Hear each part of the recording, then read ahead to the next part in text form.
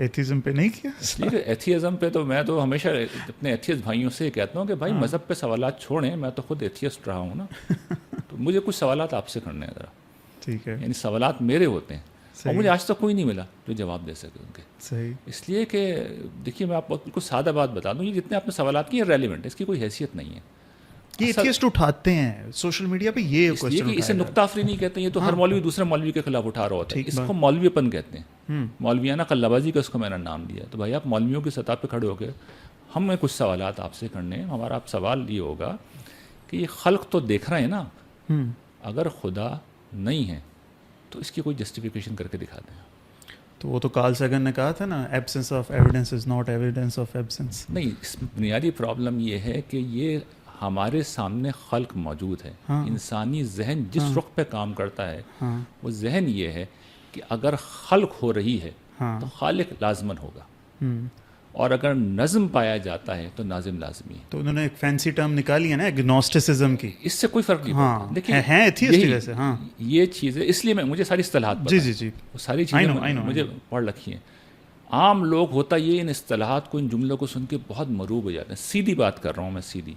اگر یہاں پہ یہ چیزیں آرڈر میں رکھی ہوئی ہیں, کون مان سکتا ہے کہ اس کے پیچھے کوئی آرڈر کریٹ کرنے والا نہیں ہے؟ اگر میں پیدا ہوا ہوں, کبھی آپ پیدا ہوئے ہیں, اور دنیا میں یاد رکھیے گا نباتات, حیوانات اور انسان سب پیدا ہوتے ہیں.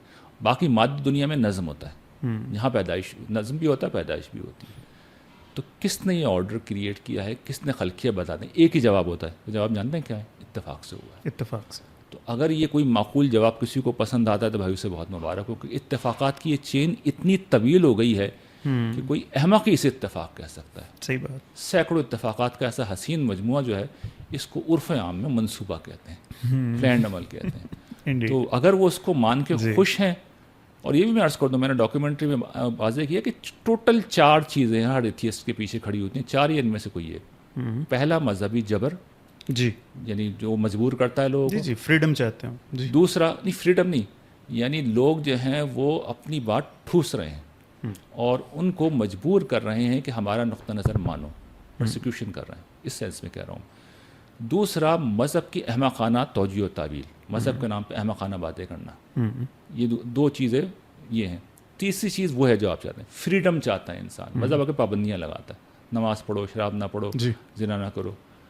یہ چوتھی چیز پرابلم آف ایول, جسے پہلی دفعہ ایپیکیورس نے پوائنٹ آؤٹ کیا تھا, یونانی فلسفی ارسطو کے بعد کا.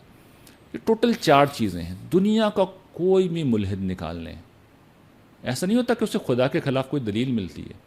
ان 4 میں سے کوئی ایک چیز اس کے پیچھے ہوتی ہے. یعنی جب یہ پہلی دفعہ, اگر آپ ہسٹری میں جائیں گے نا, یہ آپ کے سب کانٹیننٹ میں پیدا ہوا ہے پہلی دفعہ ایتھیزم. چارواک جو ہے وہ مشہور نقطہ نظر جو تھا وہ یہیں پیدا ہوا. اسی سے پھر مہاویر متاثر ہوئے, اسی گوتم بدھ متاثر ہوئے. پھر یہاں سے یہ یونان گیا. یہ یونان سے پھر ڈیموکریٹس نے اور پھر ایپیکیورس نے اس کو ایک نظریے کی شکل دی. اس کے بعد پھر ایج آف فیتھ آتی ہے, جس سے ولڈورن ایج آف فیتھ کا ہے, تو اس کے نتیجے میں یہ دب گیا. یہ پھر کلیسا کا جبر ہے جس نے ونس اگین اس کو پیدا کیا. جبر بھی ہے اور مذہب خیز مذہب کی تعبیر بھی. جب کوپرنیکس نے اسٹیبلش کیا کہ بھئی زمین کا مرکز نہیں ہے, تم تو کہتے ہو کہ تمہارے خدا کی جنم بھومی ہے, یہ تو نہیں ہے. اور پھر پلیگ آیا جس نے 2/3 پاپولیشن یورپ کی ختم کر دی.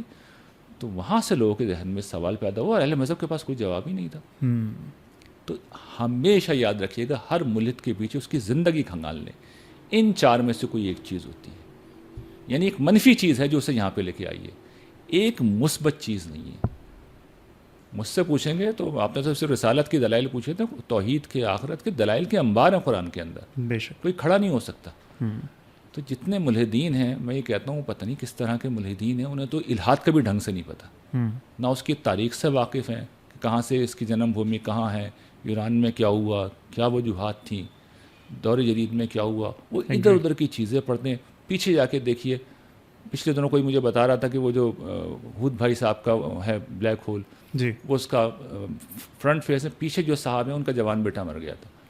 اب اس کے بعد انہیں شدید غصہ آیا کہ یہ خدا ہوتا تو یہ نہیں ہوتا, انہوں نے بلیک ہول بنا ڈالا.